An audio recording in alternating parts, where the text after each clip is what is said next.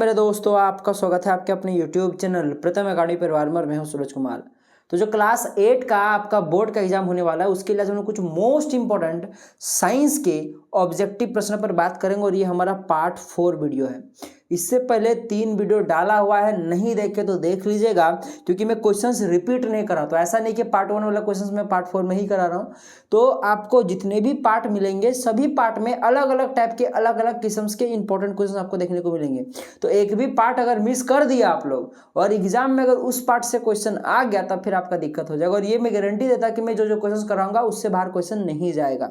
ठीक है, तो बेसिकली हम लोग अभी साइंस का क्वेश्चन कर रहे हैं। आपको इंग्लिश का भी मिला होगा, बीच में मैथमेटिक्स का भी मिल रहा है, एसएसटी का पंगे से ले ही रहे हैं, और आपका हिंदी का भी बीच बीच में मिल ही रहा है। तो सब कुछ आपको मिल रहा है, तो आपको कहीं भी जाने की जरूरत नहीं। हमारे साथ जुड़े रहे, चैनल को सब्सक्राइब कर रखें और अपने दोस्तों तक शेयर करें, ताकि ज़्यादा से ज़्यादा बच्चा हमारे साथ जुड़े तो हमें मोटिवेशन मिले इस प्रकार से आपको कंटेंट देने के लिए। तो चलिए स्टार्ट करते हैं। देखो, आज का जो मतलब जो क्वेश्चंस होगा ये बेसिकली घर्षण से रिलेटेड होगा। ठीक है, क्योंकि घर्षण एक बहुत ही इंपॉर्टेंट टॉपिक बन जाता है आपके एग्जाम के लिए। ठीक है ना, इससे बहुत ज़्यादा प्रश्न आता है। तो चलिए स्टार्ट करते हैं। देखो, सबसे पहला प्रश्न है, घर्षण से क्या उत्पन्न होता है? तो घर्षण से याद रखना ऊष्मा उत्पन्न होता है। जैसे कि अभी आप लोग सब हाथ को रगड़ो इस प्रकार से, तो देखोगे कि हाथ में क्या आएगा कि गर्माहट सी महसूस होगी, क्योंकि घर्षण से ऊष्मा उत्पन्न होती है। तो 3 नंबर का ऑप्शन आपके पास करेक्ट हो जाएगा। इसीलिए तो देखना तारों में देखना कि तार गर्म क्यों हो जाता है, क्योंकि उसमें इलेक्ट्रॉन दौड़ते हैं, इलेक्ट्रॉन आपस में टकराते हैं, उसमें घर्षण उत्पन्न होता है, इसलिए तार गर्म होता है। अच्छा, उसी प्रकार से जैसे कि हीटर वगैरह होता है, सबसे अच्छा एग्जांपल तार गर्म होने का, जैसे घर में हीटर हो गया, बल्ब हो गया, वो सब जलता कैसे है? उसमें इलेक्ट्रॉन प्रवाहित हो ही नहीं पाता, उसका प्रतिरोध बहुत ज़्यादा हाई हो जाता है, जिस कारण से वहाँ पर ऊष्मा उत्पन्न हो जाता है और हम लोग उसका उपयोग कर लेते हैं ऊष्मा के रूप में, लाइट के रूप में। समझ में आया ना आपको? चलिए आगे बढ़ते हैं। चिकने सतहों की अपेक्षा घर्षण रुखड़े सतहों पर क्या होता है? ज्यादा होता है, अधिक होता है। 2 नंबर का ऑप्शन करेक्ट हो जाएगा। घर्षण को कम किया जा सकता है? तो देखो, घर्षण को कम करने के कई सारे टोटके हैं, समझो।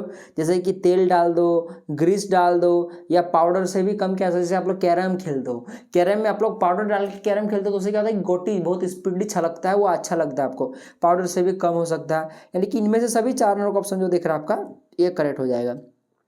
चला आगे बढ़ते हैं। लिया कि किस द्रव के उपयोग से घर्षण कम होता है, उसे कहते हैं। तो ये क्वेश्चन मुझे थोड़ा अटपटा लगा, पर आंसर तो तरल घर्षण होना चाहिए। 1 नंबर ऑप्शन करेक्ट हो जाएगा। चलिए आगे बढ़ते हैं नेक्स्ट प्रश्न की ओर। तो याद रखना, यहाँ बेसिकली जो क्वेश्चन है, क्वेश्चन का कहने का तात्पर्य है कि वह द्रव जिससे घर्षण कम होता है उसे क्या बोलते हैं।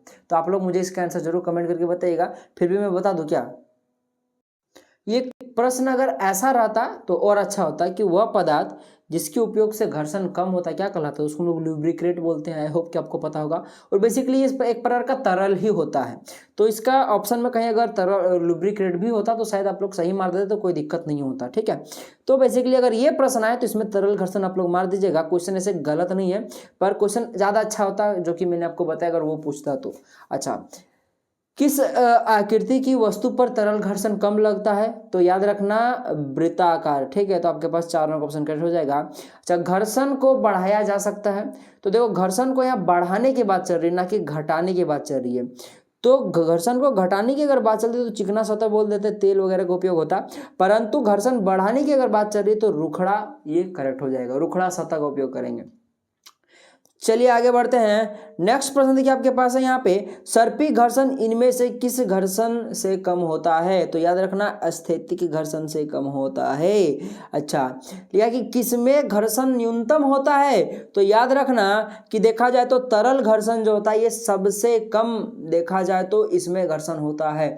इसीलिए तो देखना, नाव जैसे कभी आप लोग बैठोगे तो चप्पू एक बार चलाओगे तो वो दूर तो हो जाता है। ठीक है, क्योंकि तरल पदार्थों में घर्षण कम होता है, क्योंकि पानी क्या एक प्रकार का तरल पदार्थ है। हवा में देखो आप लोग हाथ को आराम से फेर पा रहे हो, क्योंकि हवा क्या होता है, एक तरल घर्षण के रूप में आता है। हवा का और हमारे हाथ का घर्षण जो था वो तरल घर्षण में आया, क्योंकि हवा क्या एक प्रकार का तरल पदार्थ है। हाँ, तरल पदार्थ का मतलब सिर्फ पानी ही नहीं होता है, वे पदार्थ जो बहने की टेंडेंसी रखते हैं वो तरल कहलाते हैं। आपको पता है हवा हवा भी बहता है, जल भी बहता है, यानी कि पानी द्रव वस्तुएं भी बहती है। तो द्रव वस्तु हो गया, साथ साथ हवा जो हो गया, गैस हो गया, ये सभी तरल में आता है। तरल में कौन आता है? गैस और द्रव। याद रखिएगा मेरी बात, इसका क्वेश्चन आपको आगे चल के मिलेगा। तो तरल घर्षण जो होता है यानी कि गैस में और जो आपके पास द्रव है इसमें घर्षण कम होता है, इसलिए इसको शॉर्ट में हम लोग तरल घर्षण बोल सकते हैं, ठीक है, जो कि सबसे कम घर्षण होता है इसमें।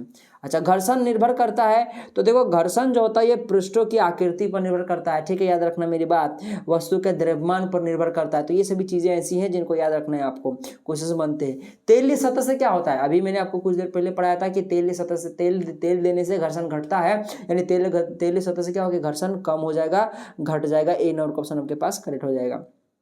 चलिए आगे बढ़ते हैं। बॉल बेरिंग के उपयोग से, तो बॉल बेरिंग से आप लोग बहुत बार खेले जरूर होंगे बचपन में, मैं तो बहुत खेला हूँ बॉल बेरिंग से। बेसिकली बॉल बेरिंग में क्या होता है कि एक पर नीचे करके एक रिंग जैसा होता है, उसके ऊपर छोटे छोटे छोटे छोटे गोली होते हैं लोहे के या फिर स्टील के, और उसके ऊपर और एक रिंग होता है। तो नीचे वाला रिंग को पकड़ के अगर ऊपर वाला रिंग को घुराओगे तो घूमता है, घर करके आवाज़ करता है, बड़ा मस्त लगता है वो घुमाने में। तो उससे क्या होता है कि घर्षण घटता है। तो दो नंबर का ऑप्शन आपके पास करेक्ट हो जाएगा, जो कि गाड़ी के पहियों में या किसी भी जो वाहन वगैरह उसके पहियों में लगा हुआ होता है, ठीक है। चलिए आगे बढ़ते हैं। अच्छा, जोरों की वर्षा के कारण मैदान गीला हो जाता है, जाहिर सी बात है, पर बिना जूते पहने फुटबॉल खेल रहे खिलाड़ियों के लिए घर्षण क्या होगा? कम हो जाएगा और वो गधाक से गिर जाएंगे। इसीलिए बोला जाता है फुटबॉल जो होता है वो बूट शू पहन के खेला जाता है, क्योंकि उसमें कांटे कांटे जैसे संरचना पाई जाती है, जो क्या करता है मैदान को जकड़ के रखता है। दौड़ने के कारण या फिर फुटबॉल को किक करने के क्रम में आपका पैर स्लिप ना कर जाए, आप लोग गिर ना जाए, आपको इंजरी ना हो जाए, और अगर पानी गिर गया तब तो बहुत ज़्यादा स्लिप कर जाते हैं बच्चे। तो इसलिए बूट शू पहन के खेलने को कहा जाता है, क्योंकि बूट शू पहनने से घर्षण बढ़ जाता है। समझ में ना आपके पास? तो फिलहाल इस क्वेश्चन का सर क्या हुआ कि अगर मैदान में अचानक पानी गिर जाए तो वो गीला हो जाता है, तो अगर खाली पैर अगर आप लोग खेलोगे तो उसके लिए घर्षण क्या होगा? कम होगा, यानी कि एक नंबर क्वेश्चन आपके पास करेक्ट हो जाएगा। चलिए आगे बढ़ते हैं। बर्फ पर चलने पर आप फिसल जाएंगे, क्योंकि बर्फ की सतह पर क्या होता है? घर्षण कम होता है। याद रखना मेरी बात। टायर के तलियों की गोटी क्या करती है? घर्षण को बढ़ा देती है, तभी ना गाड़ी छलकता नहीं है, ठीक है। इसीलिए देखना जितने ज़्यादा गाड़ी स्पीड चलता है उसका टायर उतना ज़्यादा मोटा दिया जाता है, जितना पावरफुल बाइक उतना मोटा टायर। चलिए आगे बढ़ते हैं। तरल पदार्थों के कारण उत्पन्न घर्षण को क्या कहते हैं? अभी मैंने बताया तरल घर्षण कहते हैं। अच्छा, तरल है, देखो क्वेश्चन आ गया ना। तो तरल जो होता है वो द्रव एवं जो आपके पास गैस होता है, इन दोनों को तरल कहते हैं, ठीक है। चलिए आगे बढ़ते हैं। लेकिन तरल घर्षण को कम करने की सही आकृति क्या है? अभी मैंने आपको थोड़ा देर पहले पढ़ाया था। चलिए आगे बढ़ते हैं, ठीक है। तो इसका आंसर आप लोग मुझे कमेंट करके जरूर बताइएगा, ठीक है। चलिए आगे बढ़ेंगे। निम्नलिखित में से कौन सा कथन जो है वो गलत है? जमीन पर लुढ़कते गेंद पर घर्षण बल लगता है, ये कथन तो सही है, तो ये तो आंसर होगा नहीं, क्योंकि आपको गलत कथन छांटना है। अच्छा, पानी के सतह पर तैरते हुए नाव पर घर्षण बल लगता है, जी हाँ लगता है, भले कम लगे पर लगेगा, ठीक है, यानी कि ये भी कथन सही है।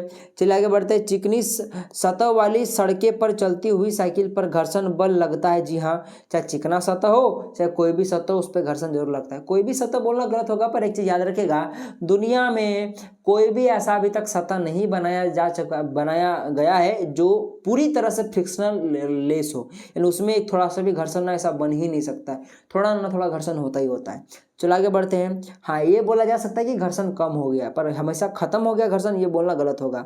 अच्छा, हवा में घूमने वाली गेंद पर घर्षण बल नहीं लगता, जो कि गलत बात है, इसमें भी लगता है पर कम लगता है।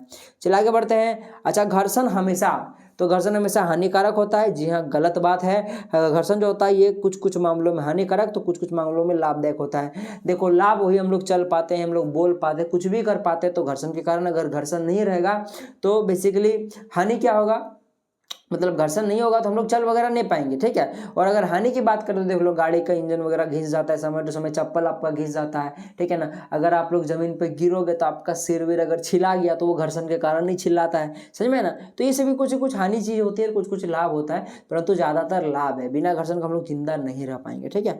तो ये सभी चीजें हैं। तो आई होप कि आपको चीजें समझ में आएगी। वीडियो पसंद है तो जरूर लाइक कीजिएगा, अपने दोस्तों तक जरूर शेयर कीजिएगा। साथ ही साथ आपसे बस एक गुजारिश है कि जो भी बच्चे आप अभी तक सब्सक्राइब नहीं किए, चैनल को सब्सक्राइब जरूर कर लें। और बेसिकली इसमें मेरा कोई फायदा नहीं, मेरा ऐसा फायदा है, ऐसे बोलना तो गलत बात होगा कि फायदा नहीं है। आप लोग का प्यार मिलता है तो हमें कुछ ना कुछ उसके बदले में जरूर मिलता है, ठीक है। पर आप लोग का यहाँ पे ज्यादा फायदा है, क्योंकि आप लोग को भरपूर तैयारी यहाँ पे मिल रही है, ठीक है। तो आप लोग को आपका भविष्य संवारने का बहुत अच्छा मौका मिला है। हमारे साथ जुड़े रहिए और साथ जो मैं आपको कराऊंगा करते रहिए, आपका जरूर से जरूर A+ कहीं नहीं जाने वाला, ठीक है। तो चलिए मिलता है अगले वीडियो में, तब तक के लिए जय हिंद, जय भारत और आपका दिन शुभ हो।